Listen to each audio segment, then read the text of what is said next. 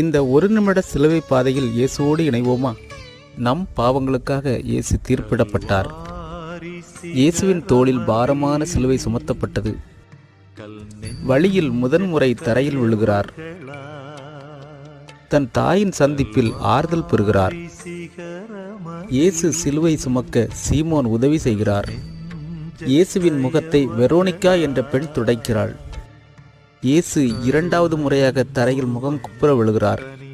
வழியில் எருசலேம் பெண்கள் இயேசுவிற்காக அழுகிறார்கள். மூன்றாம் முறையில் மொத்தமாய் சாய்ந்து விட்டார் இயேசு.